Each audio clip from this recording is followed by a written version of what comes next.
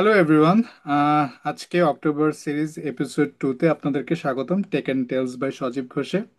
তো এইবারের পর্বে একজন এবারে যে অতিথি, মানে আপনাদেরকে পরিচয় করে দেবে এমন একজন, মানে অনেক গুণে গুণান্বিত একজন মানুষ। অনেক গুণে গুণান্বিত একজন মানুষ, ডক্টর সুদীপ্ত কর দাদাকে। তো আমি যদি এই ধরনের মানুষকে আসলে পডকাস্টে আমন্ত্রণ করে, একটা প্রবলেম হচ্ছে কোথা থেকে শুরু করে কোথায় গিয়ে শেষ করব, সেটা একটা ডিফিকাল্ট বিষয়। সো দাদা বর্তমানে হচ্ছে ওরাকলে প্রিন্সিপাল প্রিন্সিপাল অ্যাপ্লাইড সায়েন্টিস্ট হিসেবে আছেন ওরাকল হেলথ এআইতে। প্রিভিয়াসলি উনি ছিলেন হচ্ছে অ্যামাজনে সিনিয়র অ্যাপ্লাইড সায়েন্টিস্ট। উনি পিএইচডি সম্পন্ন করেছেন হচ্ছে ইউনিভার্সিটি অফ হিউস্টন থেকে কম্পিউটার সায়েন্সে। আর ওনার আন্ডারগ্র্যাড ছিল হচ্ছে Shahjalal university of science and technology সাস্টে। আর আরও যদি আমি যেতে থাকি, উনি পিপিলিকা যে সার্চ ইঞ্জিনটা ছিল সেইটার একদম প্রথম দিকের রিসার্চার অ্যান্ড ডেভেলপার। আর উনি একজন অসাধারণ, আই মিন, এই যে এনএলপির যে জগৎটা আছে সেখানকার একজন রিসার্চার। উনি বাংলা ল্যাঙ্গুয়েজ প্রসেসিং এর যে ওয়ার্কশপগুলো আছে সেগুলোতে উনি অর্গানাইজ করেন। এই যে সামনে এবার হচ্ছে ডিসেম্বরের যে আইজিসি এনএলপি আছে ইন্ডিয়াতে, এসিএল এর, সেখানে উনি হচ্ছে অর্গানাইজিং এবং স্পন্সরশিপ অর্গানাইজিং এ আছেন। এবং ওইখানকার যে বাংলা ওয়ার্কশপটা আছে ওইটার সেকেন্ড বার এবার হচ্ছে, ওইখানে উনি অর্গানাইজিং কমিটিতে আছে। সো এগুলো তো গেল। এর পাশাপাশি ওনার আরেকটা জগৎ আছে, সেটা হচ্ছে যে উনি একজন দারুণ মিউজিশিয়ান, মেটাল হেড। আপনি দেখতে পাচ্ছেন পিছন দিকে পারি না। ইনস্ট্রুমেন্টে ভর্তি, বাম পাশে ইনস্ট্রুমেন্টে ভর্তি। আর ওনার ওয়েবসাইটে যদি যান, ওনার একটা কনসার্ট ডায়েরি আছে। ইট ওয়াজ অ্যামেজিং। আমি দেখছিলাম আর কি, 16 থেকে 2022 পর্যন্ত প্রত্যেকটাই সুন্দর করে একটা একটা করে লেখা। আর আপনার যে ব্লগটা আছে, সামারিন ব্লগে, ওখানে একটা কথা সুন্দর করে লেখা যে আপনি যখন মরতে চান তখন আপনি মাস্টার অফ পাপেট শুনতে শুনতে মরবেন, মেটালিকার। So that's something. So that's a huge thing. আসলে অনেকগুলো জিনিস আমি আর কিভাবে বলবো। তো আমি আমার ছোট ভাইকে বলেছি যে আপনার যে আরেকটা সিরিজ আছে, অর্থাৎ সিএসসি তে যারা ক্যারিয়ার ডেভেলপ করবে, আন্ডারগ্রেড যারা, সেখানে ক্যারিয়ার গাইডলাইনটা আছে আপনার একটা ইউটিউব সিরিজ যেটা মন বসে না পড়ার টেবিলে। তারপর আপনার একটা পডকাস্ট সিরিজ আছে, back stage podcast. It was amazing in a sense যে বিভিন্ন ব্যাকগ্রাউন্ডের ক্যারিয়ারের যে মানুষগুলো আছে আপনি নিয়ে আসেন তাদের কনভেনশনাল ওয়ে না। এই এই যে ক্যারিয়ার লাইনে আসতে যে টিপ অফ দ্য আইসবার্গ আমরা দেখি, কিন্তু ভিতরের যে জার্নিটা আছে সেটা নিয়ে বিভিন্ন মানুষের জন্য সাথে কথাবার্তা বলে, এবং এটা একটা ইন্সপিরেশনাল জার্নি আসলে। অনেক মানুষকে ইন্সপায়ার করবে, অনেক মানুষকে ইম্প্যাক্ট করবে। আমি জানি না আমি কিভাবে কতটুকু আপনার আমি ইন্ট্রোডাকশন দিয়েছি, আমি অনেক ভুল করতে পারি। প্লিজ দাদা ক্ষমা সুন্দর দৃষ্টিতে দেখবেন। আপনি এবার আপনার একটু ছোট্ট করে ইন্ট্রোডাকশন দিয়ে দেন। Thank you Sajib for having me, feeling very honoured. এত ভালো ভালো কথা আমার সম্পর্কে কেউ জীবনে আই বলে এম নাই। অনার্ড অ্যাকচুয়ালি, বিকজ মানে এটার ইম্প্যাক্টে অনেক বেশি হোক সেটাই আমি চাই। না, থ্যাংক ইউ দাদা আসার ইট লুকস জন্য। Like you did a lot of research, yes, very good. Definitely. Raising the bar. আমরাও যারা পডকাস্ট বানাই তাদের জন্য লাইফটা কঠিন হয়ে যাবে আর কি, এত ভালো ভালো পডকাস্ট আসলে। So yeah, thanks for having me and you started this new podcast. All the best wishes for this. Hope যে এটা কন্টিনিউ করতে পারবা, that's the main challenge. এটাই। বছর পর বছর কন্টিনিউ করা। আর ইয়া, আই থিঙ্ক তুমি মোটামুটি সবকিছু বলে দিছো আর কি। আর কিছু অ্যাড করার নাই। আমিও আমার নিজের বায়োর ব্যাপারে অনেক কিছু ভুলা যাই আর কি, so I think you covered all of the things. এই তো, আমি কারেন্টলি ওরাকল হেলথ এআই তে হচ্ছে যে principal apply scientist. AI plus health care actually খুবই complicated domain. Before I jumped in there আমার খুব একটা আইডিয়া ছিল না যে এটা যে এতই কমপ্লিকেটেড হতে পারে। হালকা ধারণা ছিল, বিকজ আমি একটা ইন্টার্নশিপ করছিলাম জি হেলথ কেয়ারে। তখন কিছুটা ওই যে টিপ অফ দ্য আইসবার্গ দেখছি, বাট এখন মানে লিটারালি আগুনে ঝাঁপ দিছে আর কি। So it's an interesting journey, learning every day. So yeah, things are good. আর মিউজিক আমি আসলে জাস্ট শুনি, একটু ট্রাই করি মাঝে মাঝে বাজানোর। দেশে তো ইনস্ট্রুমেন্ট কেনা একটু কঠিন ছিল, এখানে একটু ইনস্ট্রুমেন্ট কেনা সোজা, এই কারণে অনেক ইনস্ট্রুমেন্ট গেছি কিন্তু পাই না তেমন একটা। এনিওয়েজ। নেক্সট মাসে কিন্তু আপনাকে আবার বুক করে রাখতেছি, এবার মিউজিক অ্যান্ড টেক এগুলো নিয়ে কথা বলার জন্য। ঠিক আছে? Sure sure, any time, any time. ওকে।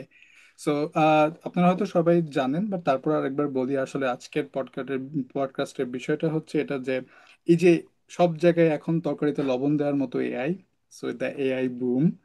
এবং এখন আমাদের জন্য এআই লিটারেসি কতটুকু দরকার সেটা নিয়ে আমরা কথা বলবো, নট জাস্ট বিকজ অ্যাব্রোডে, বাট বাংলাদেশ বা আমাদের সাউথ এশিয়ান পার্সপেক্টিভে বা ওভারঅল এআই লিটারেসিতে আমরা কোথায় আছি, কিভাবে আগাবো সেগুলো নিয়ে, এবং এই যে এআই এর বুমটা হলো, এটার সাথে আমরা নিজেদেরকে কতটুকু প্রিপেয়ার করতে পারি, ওভারঅল এটা নিয়ে আমরা আজকে ডিসকাস করব।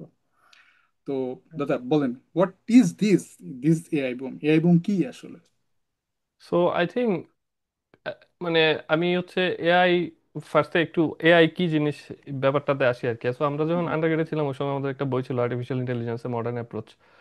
সো ওইখানে আমরা আসলে কি পড়তাম ওইখানে, আই থিঙ্ক একদম প্রথম খুব বেসিক জিনিসপত্র যেটা ছিল যে টুকটাক অ্যালগোরিদমিক জিনিসপত্র, যে ডিসিশন ট্রি, যে আমরা যে ডিসিশন মেক করি, ফর এক্সাম্পল আমরা যদি দাবা খেলি, it requires huge cognitive power, cognitive investment, brain দিয়ে চিন্তা করতে হয়। চিন্তাটা কি করতে হয়, যে আচ্ছা আমি যদি এখন এই চালটা দেই, তারপরে যদি সে আরেকটা চাল দেয়, তারপর আমি কি দিব, হুম ফিউচারের কয়টা চাল আমি হচ্ছে যে মাথায় কম্পিউট করতে পারতেছি।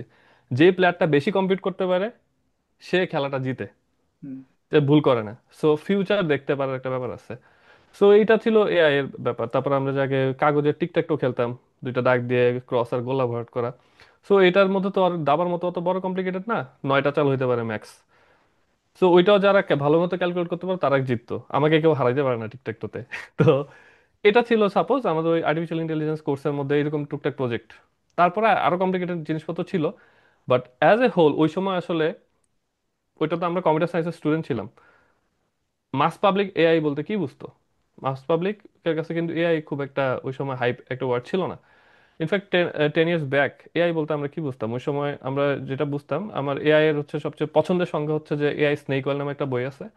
আম, ওইটার মধ্যে ওরা বলছে যে আমরা আজকে যা পারি না টেকনিক্যালি সেটাই এআই। এখন AI is a big bucket. Hmm AI big bucket বলতে কি, এআই আমরা যারা এআই নিয়ে অনেকদিন ধরে কাজ করি, তারা যখন এআই ওয়ার্ডটা হাইপ হয়ে গেল, আমরা খুব আনকমফোর্টেবল সিচুয়েশনে পড়ছি যে লোকজন এত এআই এআই করতেছে কেন। রিজনটা হচ্ছে গিয়ে, আমরা যখন একটা বলি যে ভেহিকল, ভেহিকল বাহন, যে ভেহিকল খুব ভালো জিনিস, হ্যাঁ ভেহিকল খুব সেফ, ভেহিকল খুব ফাস্ট।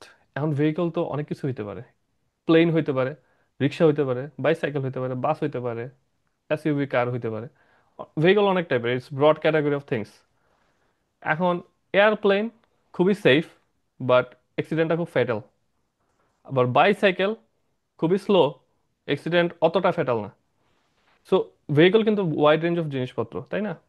তো আমরা যখন এআই বলি, তখন এআই হচ্ছে এরকম ওয়াইড রেঞ্জ অফ জিনিসপত্র, ওয়াইড রেঞ্জ অফ জিনিসপত্র। সো এই 2022 নভেম্বর চ্যাট জিপিটি আসার আগ পর্যন্ত এআই বলতে যা ছিল, সেটা হচ্ছে যে ছোট ছোট deterministic problem, just hmm problem solving. For example আমি ইংলিশ থেকে বাংলা একটা ট্রান্সলেট করব, এটার জন্য একটা স্পেশালাইজড মডেল একটা টিম বানাইতো। That's one AI. এটা আগে কঠিন ছিল, এটাকে ধরে নিত যে খুবই কঠিন একটা আর্টিফিশিয়াল ইন্টেলিজেন্সের problem. So after it got solved somewhat, এখনো পুরা পারফরমেন্স 100% না, সামহাট সলভ, তখন লোকে ধরে নিচ্ছে আচ্ছা ইটস নট এআই এনিমোর, এটা তো করাই যায়। তারপরে আমাদের ওসিআর করা, যে একটা আহ, ছবি আছে, ছবির মানে একটা টেক্সট লেখা আছে, এটা ছবি, ছবিটা দিলে এটা আবার টেক্সট ফরম্যাটে নিয়ে আসা, এইটা যতদিন সলভ হয় নাই ততদিন খুব কঠিন প্রবলেম ছিল, খুব কঠিন আর্টিফিশিয়াল ইন্টেলিজেন্সের প্রবলেম ছিল। After it got solved, no one talks about it যে এটা একটা এআই প্রবলেম। সো এআই এর বিবর্তনটা মোটামুটি এমনি হয়েছে। সো হোয়াট গট চেঞ্জ নাও ইট, আগে ছিল এরকম প্রবলেম সেন্ট্রিক সলিউশন, হুম ডিটারমিনিস্টিক সলিউশন, অ্যালগোরিদমিক। এখন হয়ে গেছে ক্রিয়েশন। ওই যে কন্টেন্ট ক্রিয়েশন তো একটা নতুন টার্ম। সো আই থিঙ্ক এখন যে এআই এর যে চেঞ্জটা আসছে, সে স্পেসিফিক টাইপ অফ অ্যালগোরিদম, যেটা হচ্ছে যে দিয়ে ক্রিয়েট করা যায়, এবং ক্রিয়েশনের লিমিটটা কাইন্ডা এখন বলা যায় যে ইনফিনিটি। যে কোনো কিছু হুম ক্রিয়েট করা যায়, আমি একটা সিভি বানাইতে চাই, সে বানাই দিবে। আমি একটা রান্নার রেসিপি চাই, সে বানাই দিবে, একটা সিঙ্গেল মডেল সে বানাই দিচ্ছে। সো এটাতে যেটা হয়েছে, এর আগে যে কোনো প্রবলেম সলভ করার জন্য খুব হিউজ ইনভেস্ট করা লাগতো যে কোনো একটা মডেলিং এ, এখন আর এটা লাগে না। সো কারণ একটা single model it can do a lot of things. So এইটার মেইন প্রবলেমটা যেটা হয়ে গেছে, it started attracting people who are not from tech. কারণ একটা ট্রাভেল এজেন্ট, সে দেখতেছে আচ্ছা আমি তো চ্যাট জিপিটি ইউজ করে হচ্ছে যে আমার ট্রাভেল ম্যানেজমেন্টের জিনিসপত্র সহজ করে ফেলতে পারি। একটা যে সাপোজ সিম্পল ওয়েবসাইট বানায়, সে দেখছে আচ্ছা আমি তো ক্লড কোড ইউজ করে নোট.জেএস এর একটা সাইটের একটা খসড়া দাঁড় করে ফেলতে পারি। যে হচ্ছে যে ইয়ের জন্য কি বলে, আমরা আমাদের মতো যে ফেসবুক ইউটিউবে জিনিসপত্র পোস্ট করে, আগে আমাদের একটা থাম্বনেল বানাতে কি কষ্ট হতো, যেমন আমার ইউটিউবের চ্যানেলের থাম্বনেল গুলো খুব মানে বিশ্রী বিশ্রী থাম্বনেল। এখন জেমিনাই দিয়ে খুব সুন্দর চকমকা জিনিসপত্র বানায় ফেলা যায়। So it started catering to mass public. আগে মাস পাবলিকের কাছে যাইতো না জিনিসপত্রগুলো, একদম ডিরেক্ট ইন্টারাকশন। সো এটাকে মোটামুটি যখন হইলো তখন যেটা aftermath, lot of money start getting poured in, and যেহেতু লোকজন টাকা ঢালতেছে, they want return as well. Yes. রিটার্নের জন্য যেটা করতে হবে, এই জিনিসটাকে এই প্রসেসটাকে চালু রাখতে হবে, যে এই যে সফটওয়্যারটা ওর মডেলটা, it has to make progress, এটা পারফরমেন্স আরো ভালো হইতে হবে, এবং কিছু কিছু বলতে হবে যে এটা আরো 10 জনের চাকরি খাইয়ে দিবে। তাইলে যেটা হয়, ইট ক্রিয়েটস আ হাইপ, কারণ hype comes from, most of the times it comes from fear. Hmm. So that's how market is running, and এই যে হাইপের ব্যাপারটা is like media created definitely, কারণ মিডিয়া যদি কথাবার্তা না বলে একটা জিনিসের ভ্যালু বাড়ে না। So to, in my opinion, that's the AI boom. কিছুটা technological progress and maximum media hype. কারণ মিডিয়া যখন হাইপ তৈরি করে তখন তারা হয় ভয় নিয়ে কথাবার্তা বলে, অথবা খুব ব্রাইট একটা ফিউচার নিয়ে কথাবার্তা বলে, কিন্তু এটার আন্ডারে যেটা চাপা পড়ে সেটা হচ্ছে অ্যাকচুয়াল রিস্ক। চাকরি খাই ফেলবে, it's not the actual risk, actual risk অন্যান্য জিনিসপত্র। হ্যাঁ, আম, ওই রিস্ক গুলাই যে যাব, বাট তার আগে আমি একটা যেটা বলবো যে আসলে এখন মানে যে কোনো টাইমে তো একটা রেভলিউশন হয়, যে ইন্ডাস্ট্রি 4.0 সামথিং, এই রেভলিউশন গুলো আসে। তো আমরা বলতে পারি যে আমরা এখন একটা এআই রেভলিউশন এই পিরিয়ডে আছি, হয়তো আরো বেশ কয়েক বছর এরকম যাবে। এখন কোয়ান্টামে নোবেল প্রাইজ পেলো, হয়তো এরপরে কোয়ান্টাম নিয়ে হাইপ হবে, তারপর quantum AI something like that. So আপনার কি মনে হয় যে আগামী আরো কত বছর পর্যন্ত নাকি এটা চলবে, বা নাকি এটা স্যাচুরেটেড পয়েন্টে চলে যাবে, মানে এই রেভলিউশনটার আপডেট আপনার কি মনে হয়, বা প্রেডিকশন আমি কি মনে হয়? আমি আসলে টু বি অনেস্ট প্রেডিকশন দেওয়ার ব্যাপারে খুব একটা ভালো না। আমি মানে অত চিন্তাও করতে পারি না আর কি। অনেকে আছে যে থট লিডার, তারা অনেক চিন্তা ভাবনা করতে পারে, বাট আমার কাছে যেটা মনে হয় যে অন্যান্য টেকনোলজিক্যাল রিভলিউশনের সাথে এটার বিগ ডিফারেন্স যেটা, আগের রেভলিউশনগুলো মেইনলি ছিল যে connecting people and distribution. Hmm hmm for example TV, technologically এখন যদি আমরা চিন্তা করি, টিভি ইজ নট সামথিং যে খুব কমপ্লেক্স একটা জিনিস বানানো ওই সময় ছিল। কিন্তু তারপর যেটা চ্যালেঞ্জ হয়ে গেছে ডিস্ট্রিবিউশন, যে আমাদের পাড়া হয়তো দুই একটা বাসায় টিভি ছিল, হুম হুম আমরা সবাইকে শুক্রবারে দাঁড়াতে থাকলাম একটু সিনেমাটা দেখার জন্য। স্মার্টফোন সেম থিং, আস্তে আস্তে জিনিসটা অ্যাভেলেবেল হয়ে গেছে, কিন্তু it took long time of like 10 to 40 years to reach everyone. Internet same thing, mainly প্রবলেমটা ছিল ডিস্ট্রিবিউশন। এখন এই 2025 সালে এর যে মডেল, এটা distribution is very easy, any one can access. Hmm hmm so খুব কুইকলি আমেরিকায় যে বসে আছে সেও অ্যাক্সেস করতে পারবে, যে বাংলাদেশে বসে আছে সেও অ্যাক্সেস করতে পারবে। They can play on a level playing field. এটার সুবিধা অসুবিধা দুইটাই আছে। তো আমি যদি একটা প্র্যাকটিক্যাল এক্সাম্পল দিই, যে বাংলাদেশে বসে যে কেউ যে কোনো কিছু ক্রিয়েট করতে পারবে। সো ক্রিয়েশনের কথা যদি আমি বলি, ইজ আনলিমিটেড। ইউটিউবে কন্টেন্ট বানায় সে ক্রিয়েট করতে পারবে, ওয়েবসাইট বানাবে সে ওই ওয়েবসাইট বানিয়ে ফেলতে পারবে, আরো 17টা জিনিস সে বানিয়ে ফেলতে পারবে। আমি যে মনে হয় গতকালকে একটা দেখলাম যে সেমিকন্ডাক্টর সামথিং একটা ডিজাইন কোন একটা বাংলাদেশের একটা কোম্পানি ক্রিয়েট করছে। নিরল সেমিকন্ডাক্টর। এক্স্যাক্টলি। তো হুম এই যে গ্যাপটা, এটা কমে আসবে। হুম সো এতদিন যেটা হয়তো for example for tech talent, north America south এশিয়ার লোকজনদেরকে হায়ার করতো রিমোট ওর এখানে নিয়ে আসা। কারণ কি, এটা ডেনসিটিটা ওই জায়গায় বেশি। এখন এই এআই এর যে ক্রিয়েশনের পাওয়ারটা, এটার ডেনসিটির কিছু নেই। আমেরিকার একটা মানুষ যে পরিমাণ সুবিধা পাবে, বাংলাদেশের মানুষ সেই সুবিধাটা পাবে আর কি। সো এটা হচ্ছে আমার মনে হয় যে রেগুলেশনটার একটা ফান্ডামেন্টাল ডিফারেন্স। এটা ডিস্ট্রিবিউশনের কোনো ল্যাগ নেই। হুম এখন আমি যদি অপরচুনিটির কথা ধরি, এখন একটা ছুরি যদি একটা 20-25 বছর বয়স্ক সুস্থ মানুষের কাছে দেয়া হয়, সে হয়তো বা, আর একটা যদি গাছের কি বলে এটাকে ডাল দেওয়া হয়, সে হয়তো বা ছুরি দিয়ে একটা পুতুল বানানোর চেষ্টা করবে কাইটা কাইটা। হুম এই সেম ছুরিটা যদি একটা 2 বছরের বাচ্চার হাতে দেওয়া হয়, সে হয়তো বা নিজেকে ইনজুর করে ফেলবে। সো টুল সবার কাছে যাচ্ছে ভেরি গুড, টুল ইউজ করার মতো কেপাবিলিটি ওর কগনিটিভ ডেভেলপমেন্টটা হয়েছে কিনা সবার, এটা একটা বড় সমস্যা। যেমন আমি যদি আরো প্রায় 20 বছর আগে ব্যাক করি, 2004-05-এর দিকে আমি প্রথম জানছি যে আচ্ছা ফোনে ইন্টারনেট অ্যাভেলেবেল বাংলাদেশে। হুম হুম সো ওই সময় ফোনে অ্যাটলিস্ট আমার সারাউন্ডিং এ যারা ছিল তারা ইন্টারনেট দিয়ে কি দেখতো, আমি আর বললাম না, মানে ইন্টারনেট মানে ওই জিনিসটাই ছিল। That's what internet was being use for. So বললাম সাইবার ক্যাফেতে যাইতো কিসের জন্য? ওই সিডি নিয়ে একটা জিনিসের জন্য যাইতো। That was the only utility of computer. হয়তো বা 1,000 জনের মধ্যে একজন, বা ঢাকায় যারা একটু প্রিভিলেজ, চিরাঙে যারা একটু প্রিভিলেজ শিক্ষিত সোসাইটিতে বিলং করে, তারা হয়তো বা পড়াশোনার জিনিসপত্র সার্চ করতো। বাট 99.9% ওই জিনিস। কারণটা কি? আমরা হুট করে একটা জিনিস হাতের সামনে পেয়ে গেলে যেটা হয়, আমরা এটার ওই প্রোগ্রেসটা বুঝি না, যেটা দিয়ে আর কি কি করা যেতে পারে, হুম হুম এটার ব্যাকগ্রাউন্ডটা কি। হুট করে আমি একটা জিনিস পাইছি, এটা দিয়ে আচ্ছা কি করা যায়। অন দ্য আদার হ্যান্ড, এইখানে যারা থাকে তারা আস্তে আস্তে দেখে দেখে বড় হয়েছে, যে চেঞ্জগুলো ছোট ছোট ছোট ছোট। ওরা নিউজে পড়ছে গুগল নামে একটা কোম্পানি সার্চে ভালো করতেছে। হ্যাঁ, আমাদের দেশে এগুলো অনেক পরে আসছে। মাইক্রোসফট সফটওয়্যারের একটা ফার্মের মতো বানায় ফেলতেছে ইন্ডাস্ট্রি। সো এই জিনিসগুলা এখানে লোকজন আস্তে আস্তে দেখে দেখে বড় হয়েছে। সো এখানে লোকজন ওই জিনিস দেখে, বাট ইন্টারনেট ডাজন্ট মিন ওই একটা জিনিসই। সো এটা হচ্ছে ফান্ডামেন্টাল গ্যাপ। সো আমি হচ্ছে এআই এর ইউজ নিয়ে ওই একই কনসার্ন আমার এখনো। যে ফর এক্সাম্পল আমি চ্যাট জিপিটি, জেমিনাই, ক্লড দিয়ে কি করতে পারবো, আমার একটা মাইন্ডসেট আছে। অন্যান্য লোকজন কি করতে পারবে? ইউ ক্যান ইমাজিন বাংলাদেশে হয়তো বা ফর এক্সাম্পল একটা সার্টেন গ্রুপ অফ পোলাপাইন আছে, যাদের কাছে এটা গেলে তারা কি করবে, ক্লাসের বান্ধবীর একটা ছবি দিয়ে বলবে যে এই এই জিনিস বানা। তাই না? সো এটা কার হাতে যাবে, এটা একটা বড় প্রবলেম। অ্যান্ড এর চেয়ে সবচেয়ে বড় প্রবলেমটা হচ্ছে যে আমি যত দিন যাচ্ছে আমি হচ্ছে যে দিন দুনিয়া নিয়ে হতাশ হয়ে যাচ্ছে আর কি, বিশেষ করে পলিটিক্যাল স্পেকট্রাম নিয়ে। এই যে আমি একটু আগে বললাম যে ছুরি দিয়ে একটা বাচ্চা হাতে গেলে ছুরি দিয়ে হাত কেটে ফেলবে, বাচ্চাটার জন্য জিনিসটা খারাপ, বাচ্চাটার ফ্যামিলিটার জন্য খারাপ। But if you think about a hospital, hmm private hospital, তার জন্য কিন্তু জিনিসটা ভালো। তাই না? হুম কারণ it means business. Hmm hmm so what about সেই হসপিটাল একটা ক্যাম্পেইন চালালো, আপনার বেশি করে বাচ্চা নেন। আবার এক সাইডে হচ্ছে যে ক্যাম্পেইন চালালো যে আপনার বেশি করে ছুরি বানান and বাচ্চার হাতে ছুরি দেন, সেফ। আমাদের অমুক রিসার্চে দেখা গেছে বাচ্চার ছুরি safe. Hmm. It means good business. এখন আমি যা দেখতেছি দুনিয়াতে এই গুড বিজনেসের এমন বাড়তেছে, হিউম্যানিটির পিছনে ইনভেস্ট করার মতো মানুষজন কমে গেছে।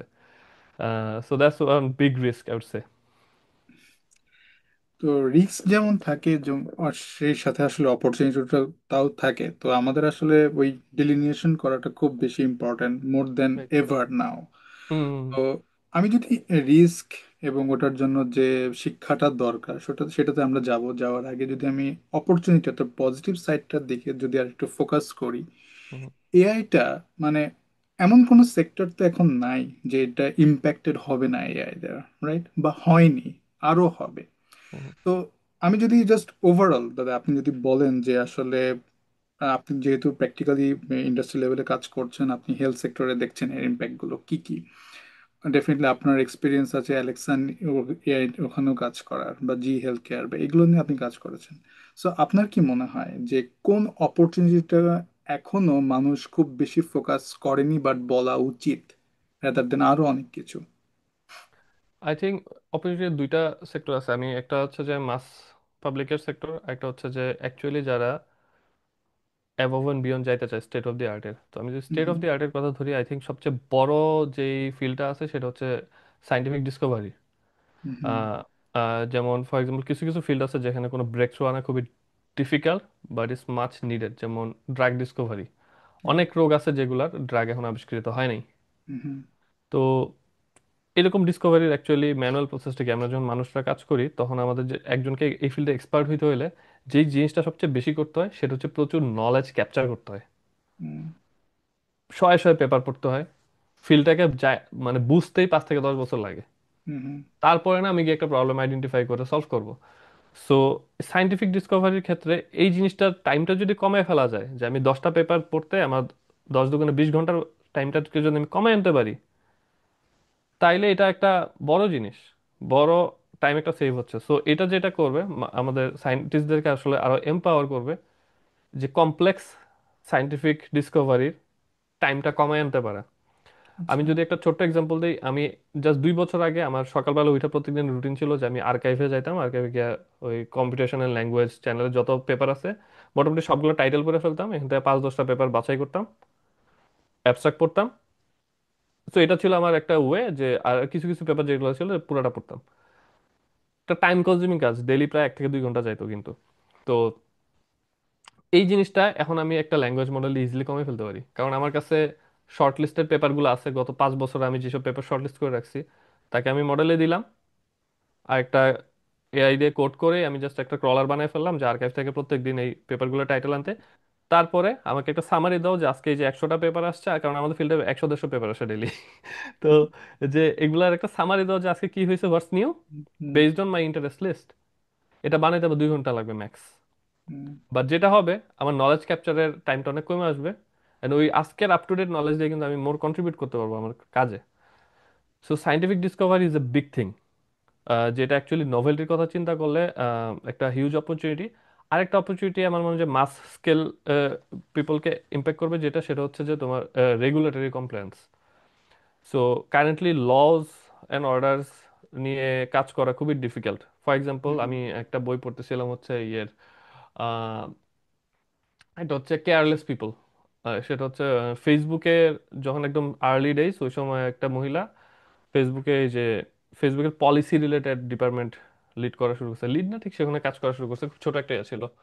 তো ওর ব্যাকগ্রাউন্ড ছিল যে সে ইউনাইটেড নেশনসে কাজ করছে, জাতিসংঘে, এবং ওখানে কাজ করতে গিয়ে দেখছে যে বিভিন্ন দেশের পলিসি, যে নেগোসিয়েশনগুলি it's not black and white, এবং এগুলো খুবই কমপ্লিকেটেড প্রসেস। এবং সে ওই সময় দেখছে যে ফেসবুক যে সফটওয়্যারটা, এটা যদি, এটা তো মানে প্রত্যেকটা দেশে এটা পৌঁছাবে, এটা কেউ আটকে রাখতে পারবে না, সবার হাতে পৌঁছাবে, কেউ আটকে রাখতে পারবে না। But on policy, what will B Facebook stand? So এটা নিয়ে সে ফেসবুকে একটা চাকরির জন্য যে এই প্রবলেমটা আইডেন্টিফাই করে, খুব ইন্টারেস্টিং স্টোরি, সে ফেসবুকের লোকজনকে নক করছে যে এই প্রবলেম তোমাদের সামনে আসবে, give me a job, I will solve it, I will help you guys. 2010-12 কাহিনী, খুবই চমৎকার বই। ওই প্রবলেমটা যেটা ছিল, সেটা হচ্ছে যে ফর এক্সাম্পল যেই জিনিস, যেই টপিকটা ইউএসএ তে ভেরি নর্মালাইজড, বাংলাদেশে ইজ নট, রাশিয়াতে ইজ নট। আবার বাংলাদেশের যে জিনিস খুব নর্মালাইজ, ইউএসএ তে এই জিনিসগুলো হয়তো কেউ নাক ছিটকাবে, ইউরোপে করা যাবে না। সো দেশ বাই দেশ এই জিনিসটা আসলে ভ্যারি করে, কালচারাল একটা ডিফারেন্স তো আছে। তারপরে আবার আরো সবচেয়ে বড় জিনিস, সাপোজ ফেসবুক তো দিন শেষে একটা company, if it wants to do business in Bangladesh, তার বিজনেসের মডেলটা কি? বাংলাদেশের লোকজনকে ফেসবুকের ইউজ করার ক্ষেত্রে এডিক্টেড করতে হবে, যাতে সে বেশি আড্ডা খেতে পারে। এই যে বিজনেসটা করার পারমিশনটা কে দেবে? বাংলাদেশের গভর্নমেন্ট দিবে। So it's a give and take, if you don't help government, they won't help you back, লাইসেন্সই দিবে না। চায়নাতে যেমন ফেসবুক নেই। তো এই ক্ষেত্রে যেটা হয়, এটা আমি ফেসবুকের একটা এক্সাম্পল দিলাম, যে কোনো বিজনেস যদি ইন্টারন্যাশনালি স্কেল করতে চায়, তাদের কমপ্লায়েন্সের ব্যাপার স্যাপার আসে। এখন সাপোজ আমি একটা প্রোডাক্ট বাংলাদেশে আমি ম্যানুফ্যাকচার করতেছি, I want to export this in Australia. Hmm আমাকে অস্ট্রেলিয়ার কমপ্লায়েন্স বাইর করতে হবে এটা। আমার কি এখন কারেন্ট ম্যানুয়াল প্রসেসটা কি? অস্ট্রেলিয়ায় যে কোনো একটা বাংলাদেশি ভাই ব্রাদার খুঁজে বাইর করতে হবে, ও অস্ট্রেলিয়ার কোনো একটা লয়ারের সাথে সে কানেক্ট করাই দিবে, লয়ারের ফিস তো হাই।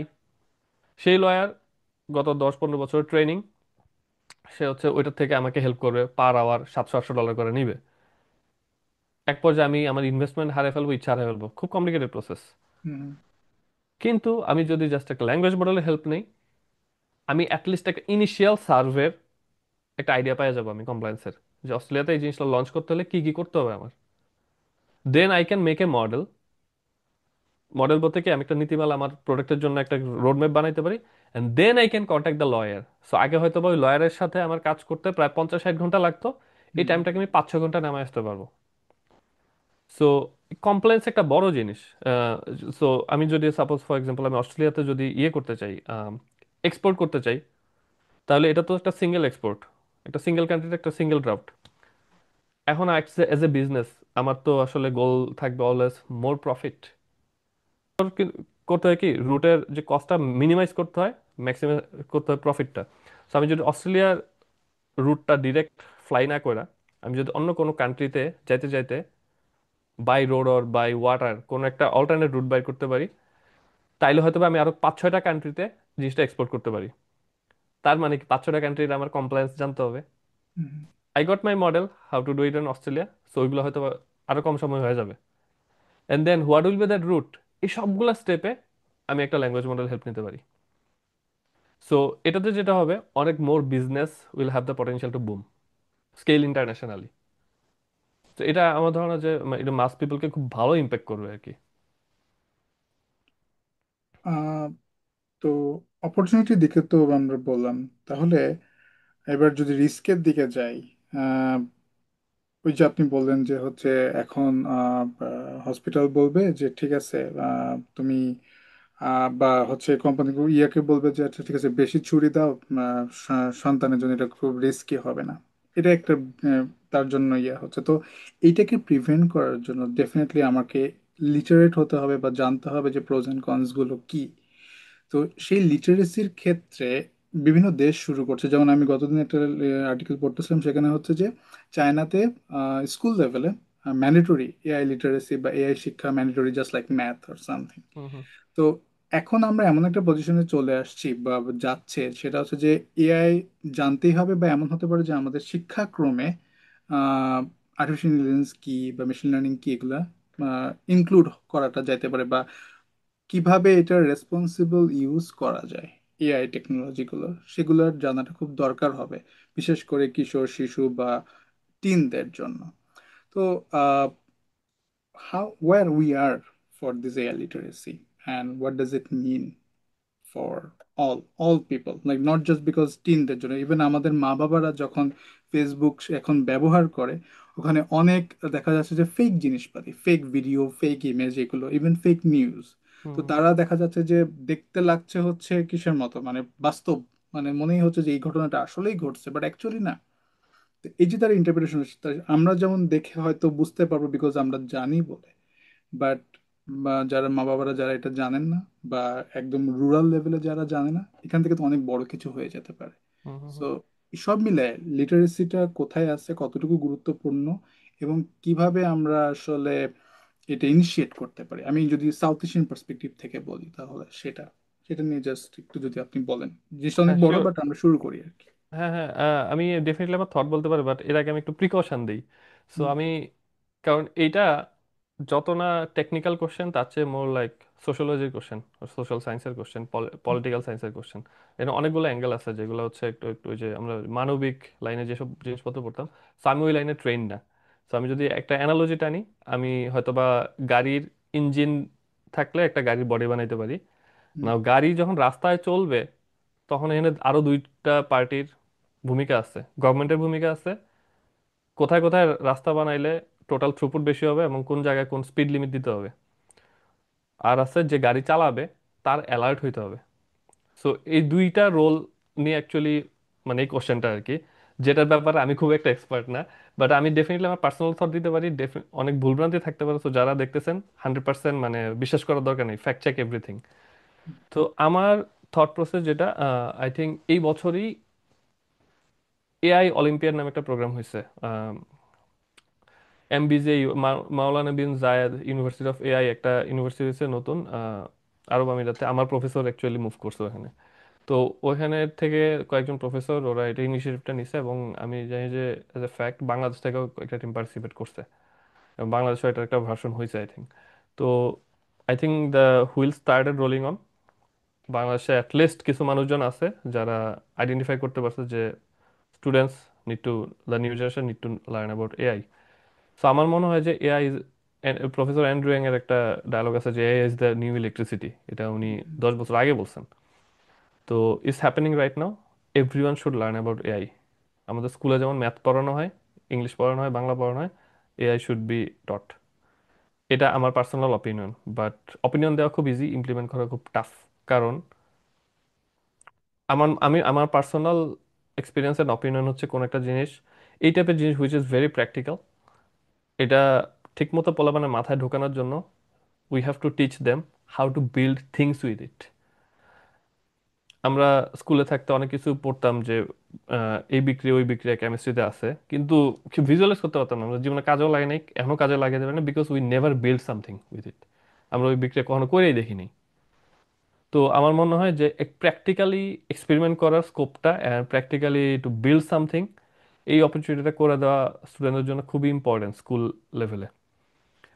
খুব একটা বেশি কিছু না মানে, প্রবলেমটা যেটা হয়ে গেছে মানে ইমপ্লিমেন্ট, আমি যে কোনো কিছু মানে আইডিয়ার কথা আসলে আমার মাথায় সবসময় প্রথমে আসে যে how would I implement this, how would I hmm, apply this.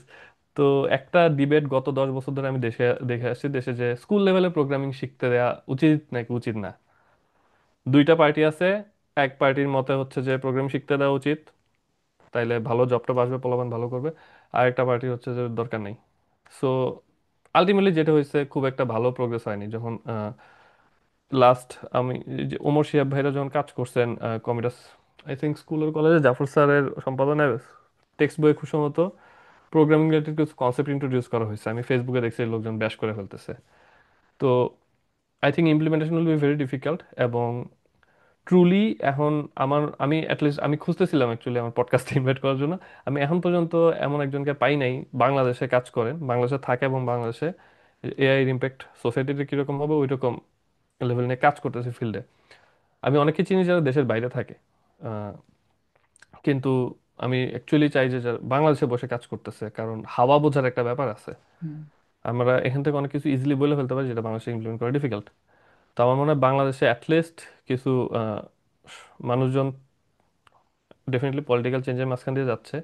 Hopefully it will get stabilize very soon. এবং হয়তোবা কিছু মানুষজন যারা একটু আইডেন্টিফাই করতে পারবে যে এআই নিয়ে আমাদের as soon as possible school level থেকে পড়াশোনা শুরু করা দরকার। এবং আমাদের একটা বড় প্রবলেম যেটা মনে হয় যে দেশে আমরা যখন কিছু করতে চাই আমরা ধরেই নেই যে বিদেশে যারা থাকে তারা সবচেয়ে ভালো জানে। তো আমাদের ওই মেন্টালিটি থেকে একটু বাইরে হতে হবে ইয়েতে। কারণ আমাদের দেশের সোশ্যাল সায়েন্সের ডায়নামিক্স আমাদের দেশের দেশের সোশ্যাল সায়েন্টিস্টরা ভালো বুঝবে। সবকিছুতে আমাদের বিদেশের এআই এক্সপার্টদেরকে ডাকার দরকার নেই। আমার কাছে দেশ থেকে অনেক সময় এরকম অনেক রিকোয়েস্ট আছে, আমি পোলাইটলি ডিক্লাইন করে দিচ্ছি because I feel like I am not perfectly fit for that. তো আই থিঙ্ক এআই লিটারেসি নিয়ে পড়াশোনা শুরু করা দরকার as soon as possible from like from class 1। এখানে কি দাদা আসলে যে পলিসি ডেভেলপমেন্টের মানে পলিসি মেকার যারা মানে তাদেরও তো ডেফিনেটলি ইনভলভমেন্টের দরকার আছে। তারপর school level, college level, university level একটা পাইপলাইন তৈরি করা দরকার আছে। ঠিক যেমন বিডিএমও যেমন হুম আছে, হুম আমাদের বেশ ভালো একটা সুন্দর পাইপলাইন। তো ফিজিক্স অলিম্পিয়াড আছে, বায়োলজি অলিম্পিয়াড আছে, অ্যাস্ট্রোনমি অলিম্পিয়াড আছে। So someday definitely AI olympiad হবে। ইভেন আমাদের বিভিন্ন সময় যে রোবোটিক্স নিয়ে অনেকগুলো ওয়ার্কশপ হয়, অনেক ভালো ভালো ইয়ে করে আসে। তারপরে যে মার্স রোভার চ্যালেঞ্জ যেগুলো, সেটাও দিয়েও ভালো একটা মানে বাংলাদেশে ভালোই পদচারণা আছে। সো ইভেন ইনফরমেটিক্স অলিম্পিয়াডে যখন যায় সেখানেও কিন্তু বাংলাদেশের অনেক ডেফিনেটলি ভার্সিটি পর্যায়ে বা হচ্ছে আর্লি ভার্সিটি এই যে অনেকেই পার্টিসিপেট করে। বাট আমি জানি না ওটা, আমার আইডিয়া নেই যে কত ভালো পাইপলাইন আছে। এখন স্কুল লেভেল থেকে যদি শুরু করতে হয়, এটা জাস্ট আমি এটা যেখানে যেহেতু এখানে আমাদের জাস্ট ওপিনিয়ন। আপনি যেহেতু এনএলপি নিয়ে ওয়ার্কশপ পরিচালনা করেছেন, আপনি অনেক স্টুডেন্টদেরকে শিখিয়েছেন, জানিয়েছেন। আপনার কি মনে হয় বাংলাদেশের বর্তমান স্টুডেন্টরা কতটুকু আগ্রহী বা I mean if you start now, hmm hmm. Will it go, will it sustain? What do think?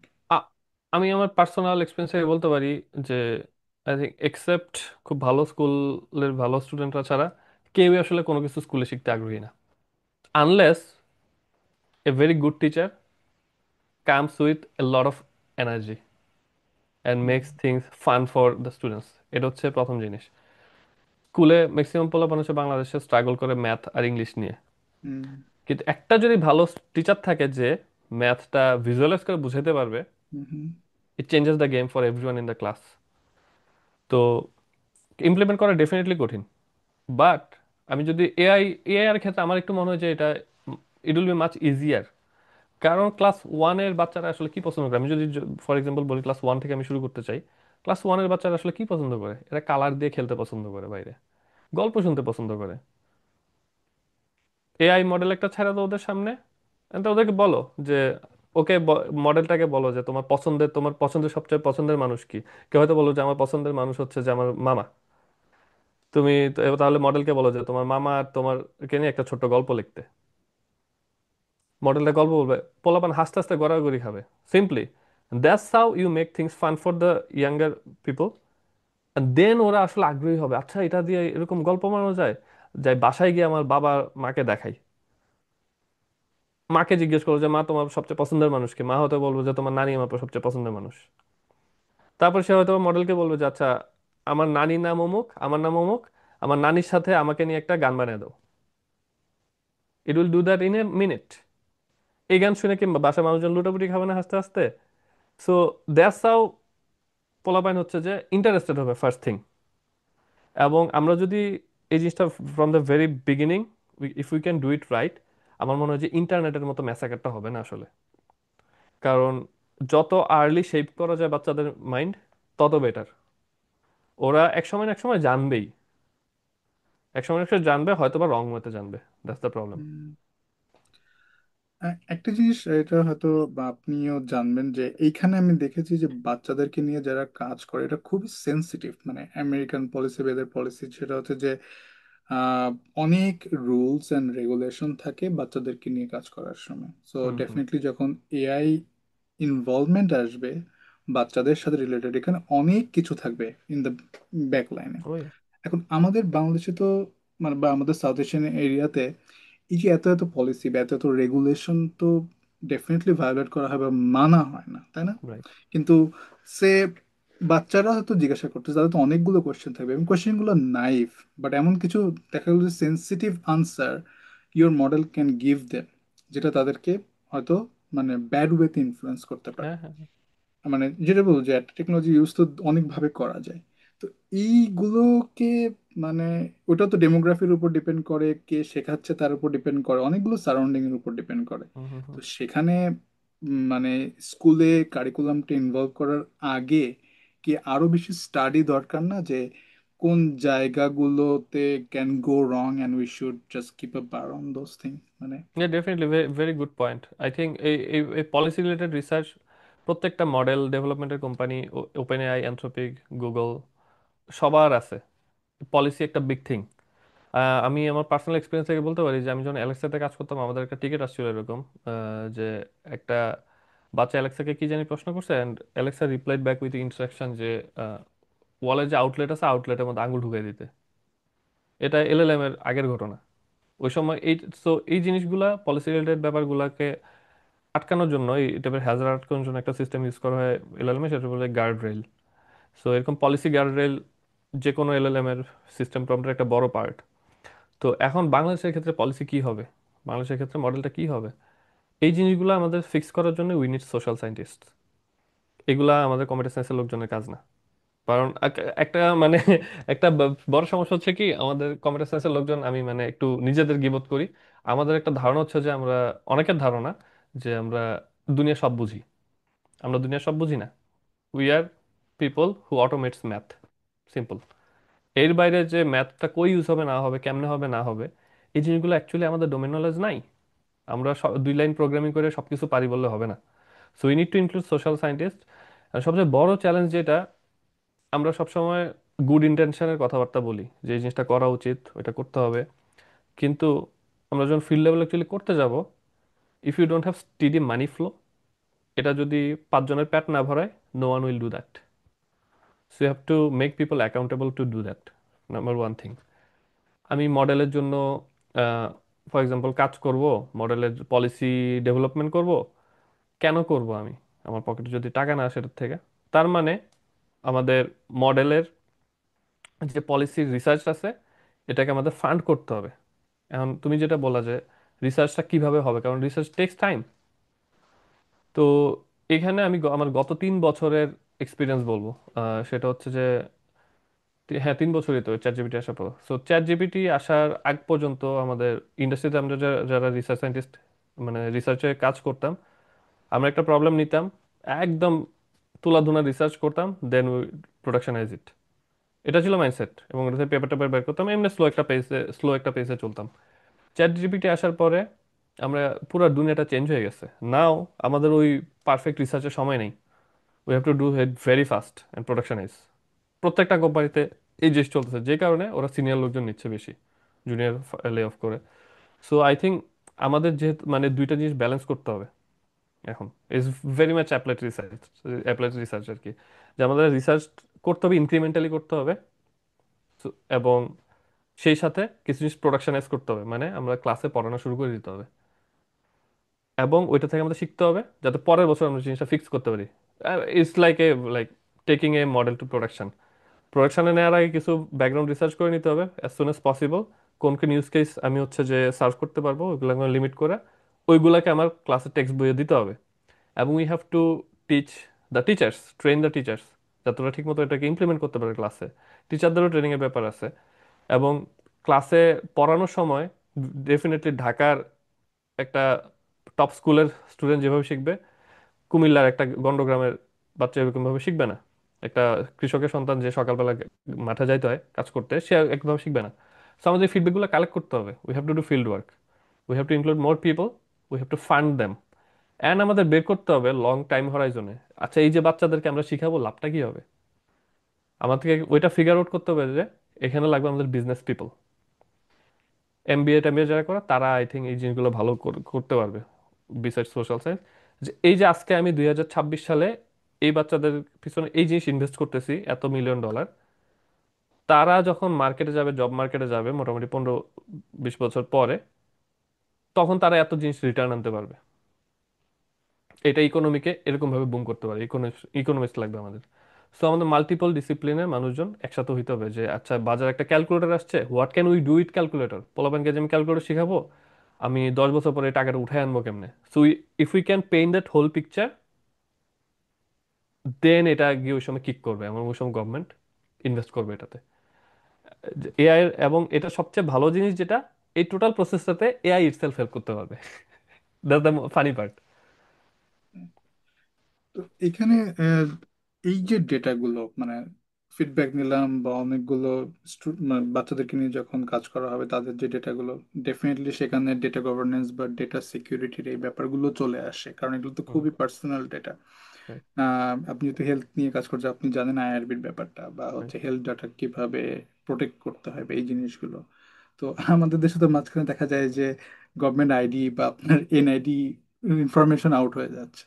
তো যখন এআই ইন্টিগ্রেটেড হবে এবং আরো মানুষগুলোকে স্টাডি করা হবে, তাদের হেলথ বা তাদের ফিডব্যাক বা এগুলো, তখন তো আরো অনেক ডেটা পুল আসছে, অনেক সেন্সিটিভ ডেটাগুলো আসতেছে। তো সেখানেও কি এই ডেটা সিকিউরিটির জন্য একটা বেশ ভালো পলিসি বা হচ্ছে গাইডলাইন বা এইসবেরও দরকার কি হবে না, ইন কেস অফ যত আমি এই ধরনের ইমপ্লিমেন্ট করতে যাব? ডেফিনেটলি লাগবে। সো এখানে আই থিঙ্ক কয়েকটা স্টেপ আছে। নাম্বার ওয়ান স্টেপ হচ্ছে যে যেই মডেলটাতে, ফর এক্সাম্পল আমি আমার ফিল্ড অ্যানালিসিস ডেটা যে মডেলে দিব, সেই মডেল ডেফিনেটলি আমাদের দেশের ভিতরে হোস্ট করতে হবে। ফর এক্সাম্পল আমরা যদি, ফর এক্সাম্পল আমাদের কোম্পানিতে যদি আমরা লেটসে ওপেন এর কোনো মডেল ইউজ করি, আমরা ওপেন এর সার্ভারের ডেটাটা পাঠাই না। We create a replica of that model inside our company, and then ওইখানে আমরা ইন্টারনালি ইয়ে করি। ইনফ্যাক্ট আমি আমার পার্সোনাল কাজের ম্যাক্সিমাম জিনিসপত্র আমি কখনোই অনলাইনে কোনো এলএলএম ইউজ করি না। আমার একটা ছোট মডেল আমি আমার ল্যাপটপে হোস্ট করি যাতে আমার ডেটা এই জায়গায় থাকে। So, এই যে সিকিউরিটি রিস্কগুলা হইতে পারে, কি কি হইতে পারে, ম্যাক্সিমাম জিনিস হচ্ছে যে মানুষজন জানেই না কি হইতে পারে। তো এই জন্য আমাদের একটু, যারা একটু জানে বোঝে তাদের সাথে একটু কথাবার্তা বলতে হবে আর কি। And it should be in a structured money flowing manner. এটা এমন না যে তোমরা দেশের ভালোর জন্য এসে একটু উপদেশ দিয়ে যাও। Nothing works like that. Hire consultant, pay them hourly, get prepared, ask the right question. That should be the model. So আমাদের এই রিস্কগুলোকে একটু একটু বাইর করে নিয়ে আসতে হবে। আমার ধারণা যে দেশে আসলে টেকনিক্যালি এই জিনিসগুলো বোঝার মতো অনেক চমৎকার চমৎকার লোকজন আছে, অনেক ভালো ভালো কোম্পানি আছে। এবং I think they are capable enough to do that আর কি। যে ডেটা সিকিউরিটি জিনিসপত্রগুলো আমরা জাস্ট ওই যেটা সমস্যা যে আমরা মানে স্বীকার করতে চাই না দেশে অনেক মাল লোকজন আছে।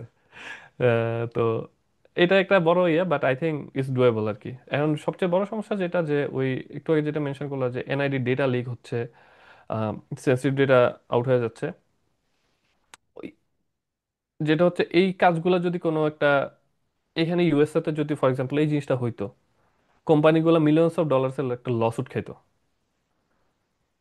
ফাউন্ডার জেলে যাইতো, সিও জেলে যাইতো। দেশে আসলে এটা হয় না।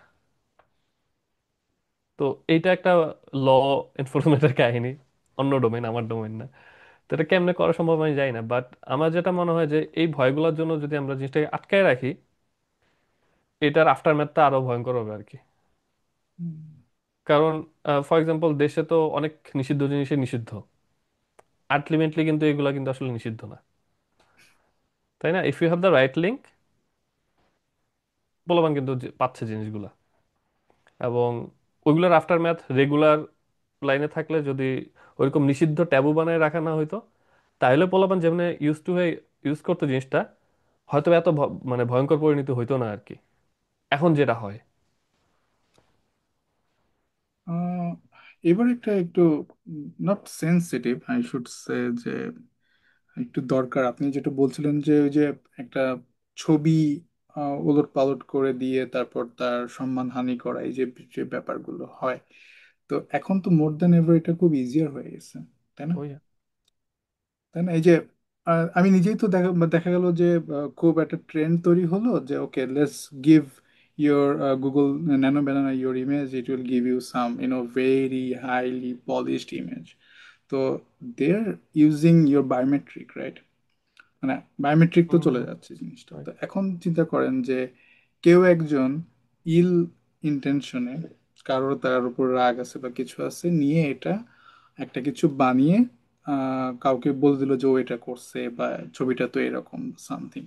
এইটাকে মানে এটার তো অফকোর্স একটা সামাজিক বা সোশিও পলিটিক্যাল বা সোশ্যাল একটা ইম্প্যাক্ট, নেগেটিভ ইম্প্যাক্ট আছে। এটাকে থামানোর বা রেগুলেট করার ওয়েটা কি হতে পারে, বা আসলেই কোনো ইনফ্রাস্ট্রাকচার আমাদের অ্যাটলিস্ট যেটা, যারা বেশি ইম্প্যাক্টেড হচ্ছে অর্থাৎ সাউথ এশিয়ান রিজিয়নগুলো বা বাংলাদেশ, কিছু আছে কিনা বা আমাদের কিছু করা উচিত কিনা? কারণ more than ever people TikTok করে, এটা করে এটা করে সময় অনেক নষ্ট করে, তারপর আবার যদি এগুলোও চলে আসে, এটার তো একটা বিশাল বড় একটা এরিয়াকে বা যে টিমটাকে আরো বেশি নেগেটিভলি ইম্প্যাক্ট করবে।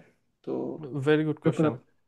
এবং I can totally resonate with it, কারণ আমি গত প্রায় 13 মাস হয়েছে আমি বাচ্চার বাপ হয়েছি। এবং এর আগে তো অনেক মাস প্রেগনেন্ট ছিলাম। সো এই পুরোটা টাইম আমি যে জিনিসটা নিয়ে সবচেয়ে বেশি চিন্তা করছি সেটা হচ্ছে আমার বাচ্চার ছবি আমি সোশ্যাল মিডিয়াতে দেবো কিনা।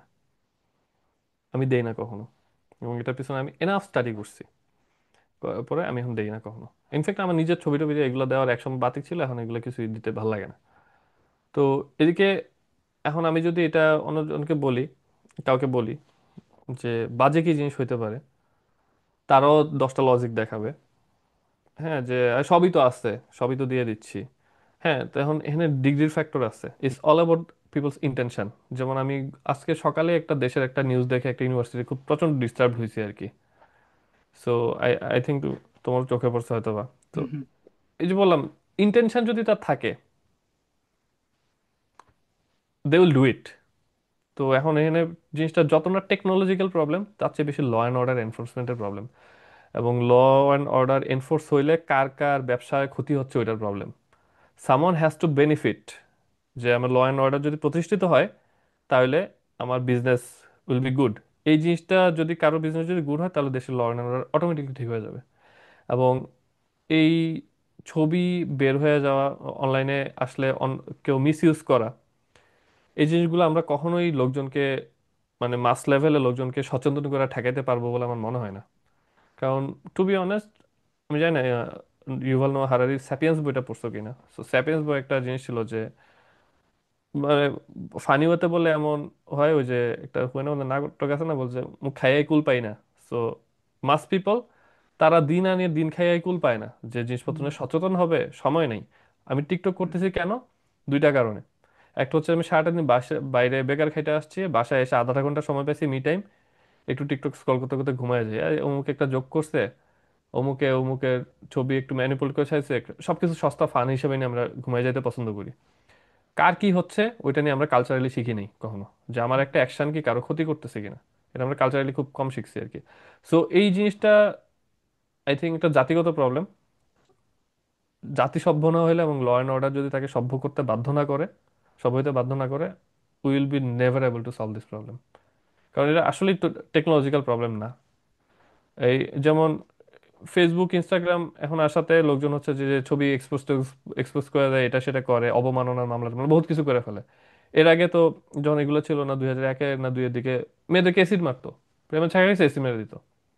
তার আগে নিশ্চয়ই কিছু ছিল। So if people have the intention to harm someone else, they will do it. So only guard rail, law and order, যেটা আমাদের আসলে ডোমেইন না। এটা শুনতে হয়তো বা খুব একটা হোপফুল লাগে না, but I made my piece with it. করার নেই আর কি। দ্যাট মিনস যত টেকনোলজিক্যালি আমরা অ্যাডভান্স হচ্ছি, এটার ইম্প্যাক্ট আরো জটিল হচ্ছে, সহজ হ্যাঁ, সহজ করতেছে কিছু এরিয়া, সেই সাথে বাকি কিছু এরিয়াগুলোতে কমপ্লেক্সিটি তৈরি করতেছে। হ্যাঁ, ইটস আ হ্যাঁ, কাইন্ড হ্যাঁ, of a never ending thing. Right. কারণ ব্যালেন্স ইজ টেকনোলজির ডিফিকাল্ট। স্পেসটা বলা যায় যে কাইন্ডা এয়ারপ্লেনের পেসে আগাইতেছে, কিন্তু টেকনোলজি তো একা আগায় না, এর সাথে আরো ডিপেন্ডেন্সি আছে। তো একটা কম্পিউটার তো শুধু কম্পিউটার সায়েন্টিস্ট ইউজ করে না, কম্পিউটার ইউজ করে রেস্টুরেন্ট যে চালায়, ফ্রন্ট ডেস্কে সে কম্পিউটার ইউজ করে, হসপিটালের ফ্রন্ট ডেস্ক কম্পিউটার ইউজ করে, বাচ্চা কম্পিউটার ইউজ করে, তাই না? তো ও বাকি ফিল্ডগুলা ওই পেসে আগাইতে পারতেছে না। If you ever listen to any hearing on Congress with Mark Zuckerberg or any technical people, কংগ্রেসের হিয়ারিং হাসতে হাসতে আমরা পড়ে যাই না, সিনেটরের কিছুই বুঝে না। That's the reality, that's the sad reality. আচ্ছা, আমরা বোধহয় অনেকগুলোই বেশ সিস্টেমেটিক্যালি বলেছি, বাট অনেকগুলো পয়েন্ট আসছে। আপনার দাদা কিছু মনে হয় যেগুলো আমরা পয়েন্ট মিস করছি সোফার ডিসকাশনে? আমার মনে হয় তো তো আসলে ফোকাস ছিল যে এআই বুম, এআই লিটারেসি এবং how can we adapt. So এই জিনিসটাতে আই ডোন্ট থিঙ্ক ওইরকম কিছু মিস করছি আসলে। We talked about lot of different things. অ্যাডাপশনে একটা যেটা আমি দেখি যে, যেমন নতুন জেনারেশন যারা, তারা তো টেকনোলজি দ্রুত শিখতে পারে, দ্রুত অ্যাডাপ্ট করতে পারে।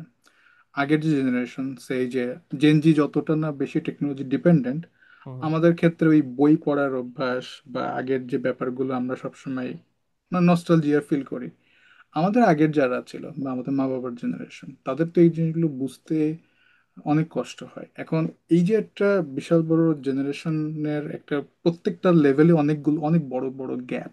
হুম, হুম, হুম। তো এই গ্যাপটা তো কোনোভাবেই কমানোটা ডিফিকাল্ট, বাট তারপরও কিভাবে একটা সিনক্রোনাইজ করা যায় বলে আপনার মনে হয়? খুবই কঠিন কোশ্চেন। আমার আসলে টু বি অনেস্ট আমি জানি না এর তাহলে অ্যান্সার কি হবে। নাম্বার ওয়ান থিং তো হচ্ছে যেটা, যে ফর এক্সাম্পল আমি যদি একদম মিউজিকের অ্যাঙ্গেলে বলি, মানে আমি অনেক কিছু অ্যানালিসিস দিয়ে মিউজিক নিয়ে আসি। তো যেটা হচ্ছে যে আমরা হয়তো বা, ফর এক্সাম্পল আমি মেটাল হেডদের অনেকের মধ্যে একটা নাকুচা ভাব থাকে, মেটাল ছাড়া আর কোনো গান গানি না। তো in that case I think the first barrier that we have to break is respecting everyone else. যে আমরা অনেক সময় বাচ্চাদেরকে রেসপেক্ট করি না। যে বাচ্চা, 2 বছরের বাচ্চা, তারও যে আত্মসম্মান বোধ আছে, তাকে যে ঠাস করে মানুষের সামনে চড় মেরে দেওয়া যায় না, তাকে যে ঠাস করে বলা উচিত না যে তুই যা করতেছিস এগুলো তো কোনো জিনিসই না।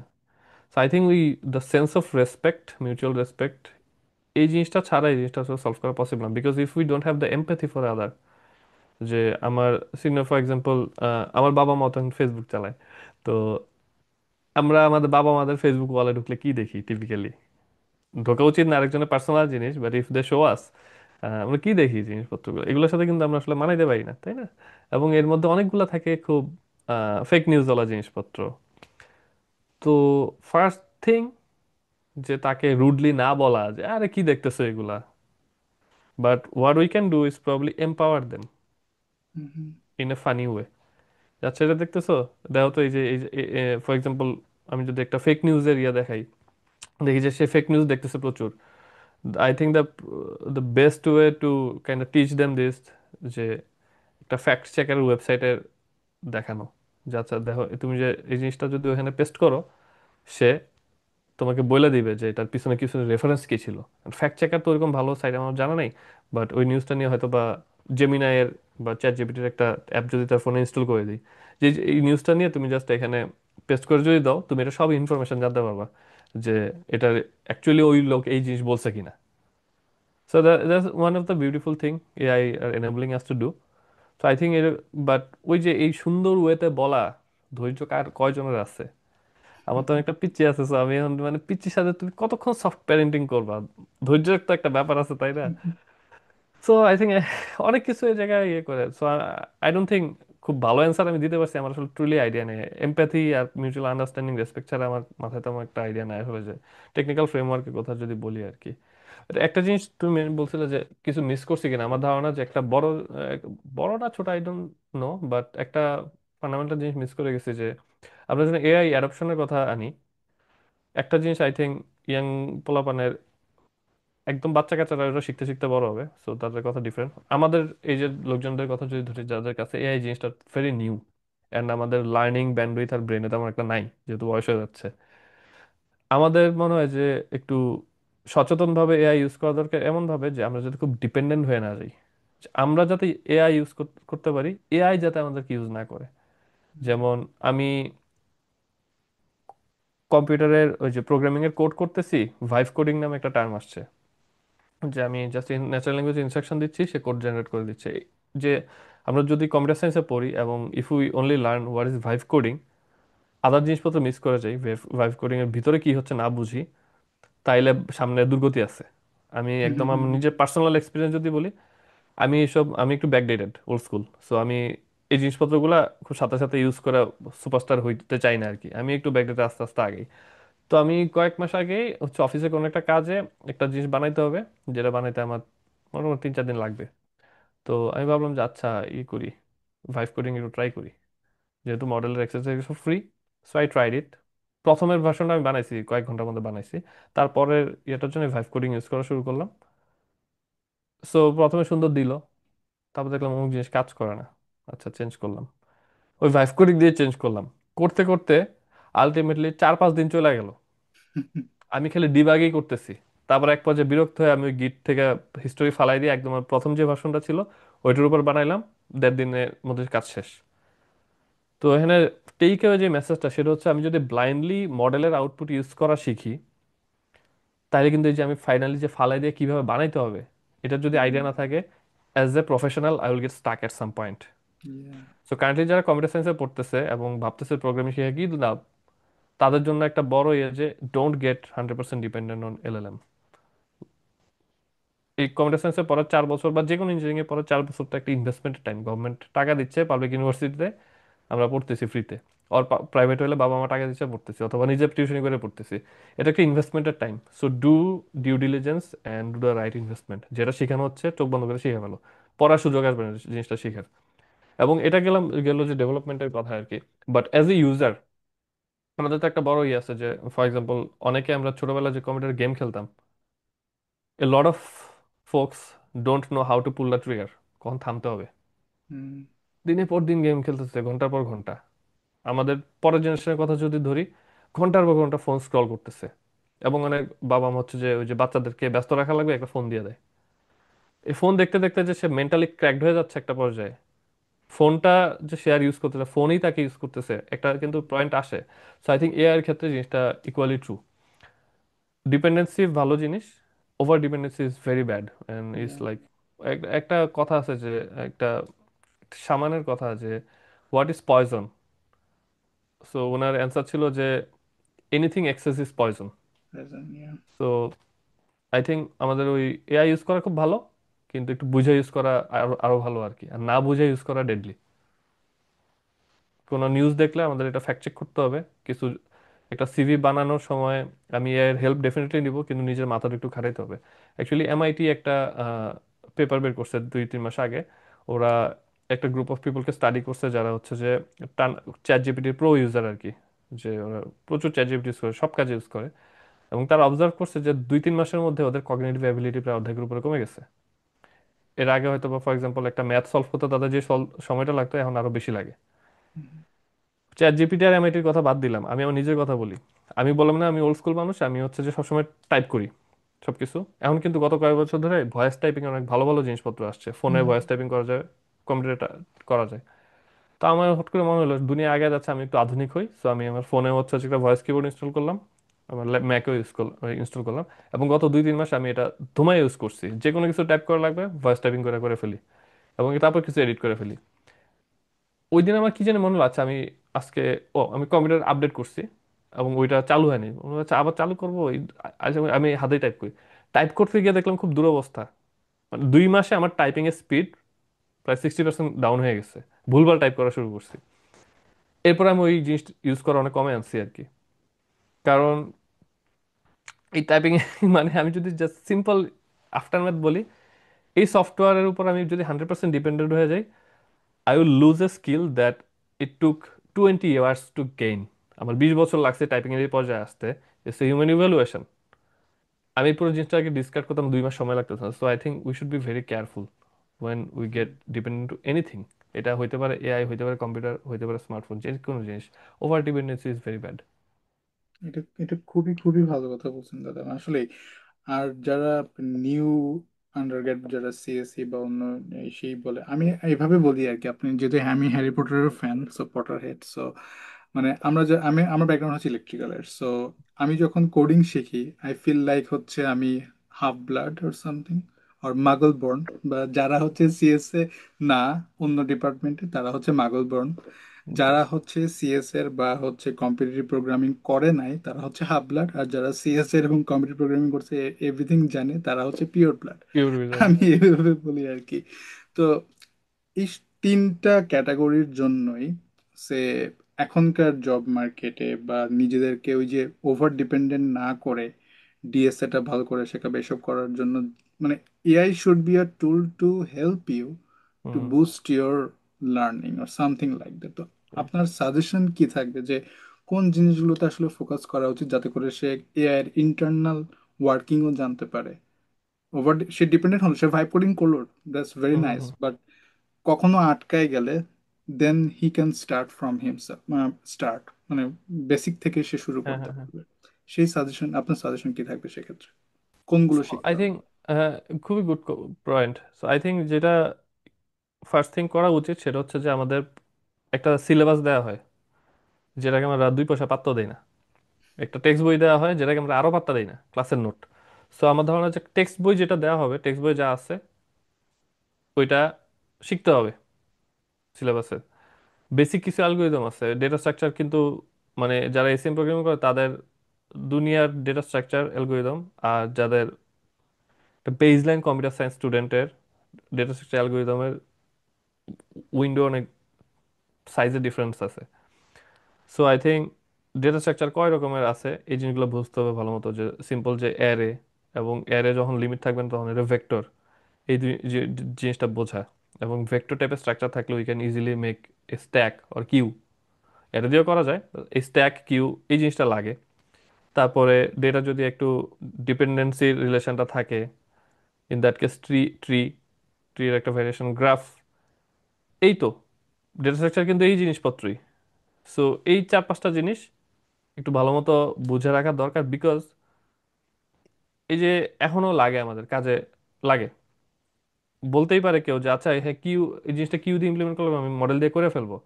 কিন্তু সবকিছু অ্যাকচুয়ালি কোডিং এর প্রবলেম না। আমরা যখন চাকরি বাকরি করি, ফর এক্সাম্পল আমি যে উইকলি 40 ঘন্টা চাকরিতে দেই, 40 ঘন্টার মধ্যে হয়তো বা 6 ঘন্টা থাকে কোডিং। বাকি টাইমটা কিন্তু বড় সিস্টেম ডিজাইন করা থাকে, এবং ওই সিস্টেম ডিজাইনে জিরো কোডিং লাগে। ওই সময় কানেক্টিভিটি ম্যাটার্স, যে ইউজারকে আমি সার্ভ করব, ইউজার সার্ভিং এর মডেলটা কি হবে, কোন ডেটাটা আমি কেমনে রাখবো ওখানে, কি অ্যাকচুয়ালি যদি বুঝতে হবে যে এরকম যদি ওইরকম ইন্টারনাল ডিপেন্ডেন্সি থাকে, আমার ট্রিও গ্রাফ ইউজ করতে হবে। আর এটা যদি একটা লিনিয়ার ডেটা একটার পর একটা জমা হচ্ছে, স্ট্যাক বা কিউ এই টাইপের জিনিসপত্র। সো ডেটা স্ট্রাকচার যে জিনিসগুলো শেখায় স্কুলের বইতে, এগুলো অ্যাকচুয়ালি জাস্ট ব্লু প্রিন্ট। আমাদেরকে ছোটবেলায় নামতা শেখানো হয়েছিল যে 3 দুগুণে 6 হয়। আমরা কি এই জিনিসটা সবসময় 3 দুগুণে 6 হয় এটাই বলি? আমরা কিন্তু এটা বলি না। এখন কিন্তু আমরা এই নাম তার এই যে অ্যাপ্লিকেশনটা আমরা অনেকভাবে করি, আমরা এখন আরো বড় বড় গুণ ভাগ করে ফেলি, তাই না? সো আমাদের ওই বেসিক মেকানিজমটা শিখে ফেলতে হবে। এবং এটা যারা অপরচুনিটিটা পাচ্ছে ইউনিভার্সিটিতে পড়ার, এবং এই জিনিসটা ক্লাসে তাদেরকে এক্সপ্লেন করানো হচ্ছে, they should learn it seriously. Data structure এটা, অ্যালগোরিদমের কথায় যদি আসি, এই প্রত্যেকটা ডেটা স্ট্রাকচারের সাথে কিছু বেসিক সার্চিং এন্ড সর্টিং এর অ্যালগোরিদম থাকে। যে একটা ট্রি স্ট্রাকচার যদি ডেটা থাকে, আমি কেমনে সার্চ করব, কেমনে সর্ট করব, এই জিনিসগুলো শিখে ফেলা উচিত। এগুলো খুব বেসিক ফান্ডামেন্টাল জিনিস, এবং এগুলো লাইফ আর কোনো স্কোপ আসবে না শেখার। সেকেন্ড জিনিস আমি যেটা বলবো যে শিখতে, আহ, কেউ এসএম প্রোগ্রামিং করুক বা না করুক, ডাজন্ট ম্যাটার, সেটা হচ্ছে বিল্ড সামথিং। স্ট্যাক ক্লাসে পড়াচ্ছে, কঠিন লাগতেছে স্ট্যাক বানানো, ভেরি গুড, সমস্যা নেই কোনো। জেমিনাই, চ্যাট জিপিটি বা যে কোনো ল্যাঙ্গুয়েজ মডেলে গিয়ে তুমি যদি বলো যে আমাকে স্ট্যাকটা ভালো মতো এক্সপ্লেন করো, like a 3 years old, sorry class 3 student, তাহলে ওরা বলে দিবে, সুন্দর করে এক্সপ্লেন করবে। সো ক্লাসের টিচারের উপর ডিপেন্ডেন্সিটা কমে যাচ্ছে। দেন মডেলকে জিজ্ঞেস করো যে স্ট্যাক ইউজ করে আমি কি প্রজেক্ট করতে পারি যেখানে আমি 100% কোড নিজে করবো। Hmm, hmm. Suggest me some practical problem. এবং this models are very good. তুমি যদি ওদেরকে বলো যে আমি আমার রুম গুছাবো, আমার রুমটা খুবই এলোমেলো, এখানে আমি কম্পিউটার সায়েন্সের কোন ডেটা স্ট্রাকচার ইউজ করতে পারি, আমাকে এরকম একটা ফান প্রবলেম বানায় দাও যেটা আমি ডেটা স্ট্রাকচার ইউজ করতে পারি। সেটা বলবে যে তোমার রুমে তাহলে বইগুলো যদি তুমি সাজাও এরকম স্ট্যাক ইউজ করতে পারো অ্যালফাবেটিক্যালি, তাই না? তো এরকম কিন্তু অনেক আইডিয়া মডেল থেকে আনা যায় এখন। আর আগে যেমন আমরা কি প্রজেক্ট করবো বড় ভাইদের পিছনে দৌড়াইতাম যে ভাই একটা আইডিয়া দেন কি করবো জাভা দিয়ে। তো এখন আর এই ডিপেন্ডেন্সিটা কিন্তু নাই। যে কেউ যে কোনো কিছু মডেলকে জিজ্ঞেস করলে সে সুন্দর সুন্দর প্রজেক্ট আইডিয়া দিয়ে দেয়। So do a lot of projects. Database কি জিনিস বোঝো ভালো মতো, data storage, because language model যখন রিলিভেন্ট হয়ে আসছে, একটা জিনিস became more relevant is retrieval augmented generation. যে ল্যাঙ্গুয়েজ মডেল তো একটা স্ট্যাটিক স্টেট, এটা জাস্ট একটা set of floating point numbers, একটা ফর্মুলা কিছু ইনপুট দিলে সে কম্পিউটার করে বাই করে দিবে। এটার স্টেট চেঞ্জ হয় না উইদাউট ট্রেনিং। কিন্তু নিউজ তো প্রতিদিন চেঞ্জ হয়। হুম। তো আমি আজকে হয়তো বা অমুক দেশের প্রেসিডেন্ট তমুক, পরের দিন আরেকজন, এই যে আপ টু ডেট নিউজটা এটা কই থাকে, একটা ডেটাবেসে থাকে। সো ডেটাবেস থেকে সে কোয়েরি করে আয় না, তারপর মডেলটা একটা কিছু জেনারেট করে। সেই যে ডেটা স্টোরেজ বুঝতে হবে, ডেটা কিভাবে স্টোর করা efficient. It will become a very fundamental skill going forward within next 3 to 5 years, যে যারা এফিশিয়েন্টলি ডেটা স্টোর করতে পারে। আগে ডেটাবেস ডিজাইনাররা ডেটাবেস স্কিমা দিয়ে স্টোর করতো, এখন জিনিসপত্রগুলা এজেন্টিক সিস্টেমে চলে যাচ্ছে। যে মাল্টিপল এজেন্ট কোনো ডেটাবেস থেকে রিট্রিভ করবে without writing a single SQL code. আমি ন্যাচারাল ল্যাঙ্গুয়েজে বলবো ফর এক্সাম্পল যে আমার অমুক পেশেন্টের লাস্ট 5টা ল্যাব রিপোর্টের সামারি দাও আমাকে, একটা এজেন্ট হয়তো বা আইনা দিবে, কিন্তু ইন্টারনালি সে কিন্তু 5টা ডিফারেন্ট ডেটাবেসে সার্চ করবে।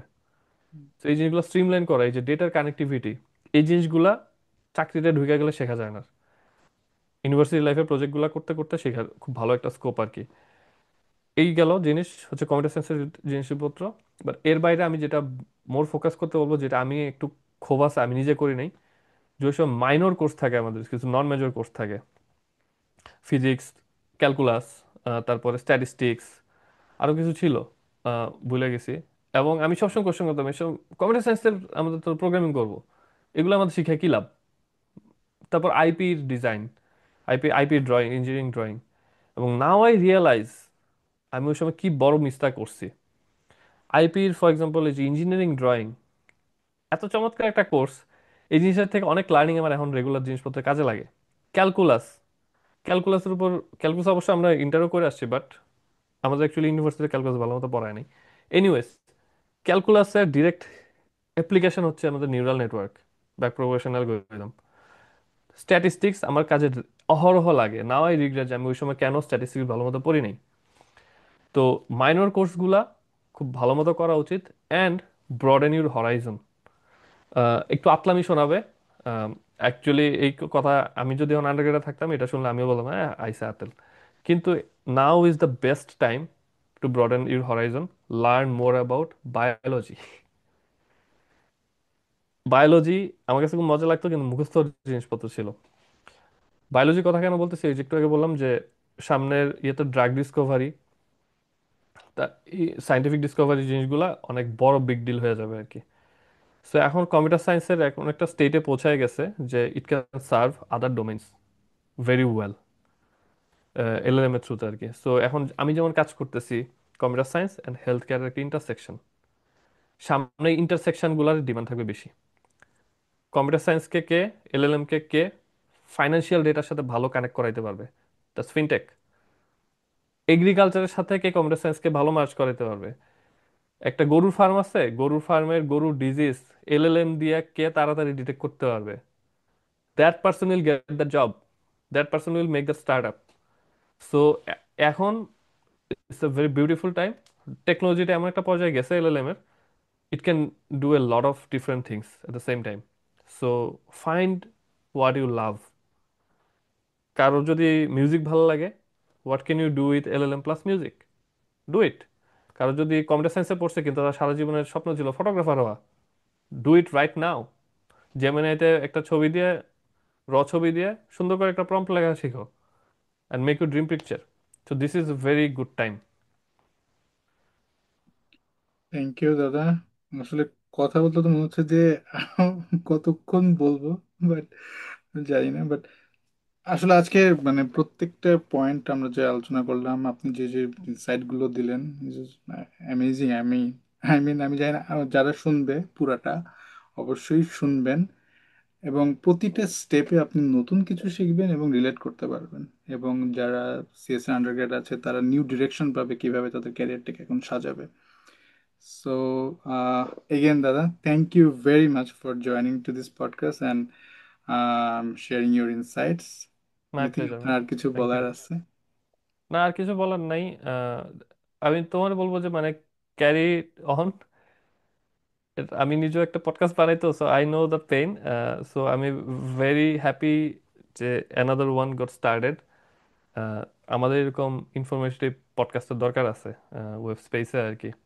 এরকম নাই, বাংলাতে খুব কন্টেন্ট নাই। সবাই হচ্ছে এন্টারটেনমেন্ট নিয়ে ফোকাস করে, but there should be some people who doesn't talk about entertainment but talk about facts and information. So but it was entertaining too, right? So learning should be entertaining, that's okay, but entertainment shouldn't be the 100% focus আর কি। আমি actually গতকালকে আমার ইউটিউবে একটা হুট করে comment আসছে, দেখে আমার গাটা কতক্ষণ জ্বলছে। দ্য কমেন্ট ওয়াজ যে আপনার অফিসের ভিতরটা একদিন আমাকে ভ্লগিং করে দেখান। মানে চুল ছিঁড়তে ইচ্ছা করছে আমার। I am not that person, I am not that person. তো এনিওয়েজ আর কি, সো মানে ক্যারিড আপ। আই গেস এরকম জিনিসপত্র আরো দরকার আছে। আমি এনকারেজ করবো আরো যাতে নতুন নতুন লোকজন আসে। আর নেক্সট মান্থে আপনাকে আবারও বুক করে রাখতেছি, দেন মিউজিক অ্যান্ড টেক মিউজিক নিয়ে নিয়ে কথা আলোচনা বলার করব। জন্য আমি আসলে খুব একটা ভালো পারসন না, আমার মিউজিক্যাল নলেজ বাট খুবই খারাপ, but I can connect a lot of other people who are really good musician. আপনাকে লাগবেই। So thank you everyone. আপনারা নেক্সট এপিসোডটাও বেশ এআই রিলেটেডই থাকবে। থাকবে আর্টিফিশিয়াল জেনারেল ইন্টেলিজেন্স এবং আর্টিফিশিয়াল সুপার ইন্টেলিজেন্স নিয়ে, আমরা কতদূর আছি তার দিকে। তো stay tuned and thank you and bye bye. Bye by.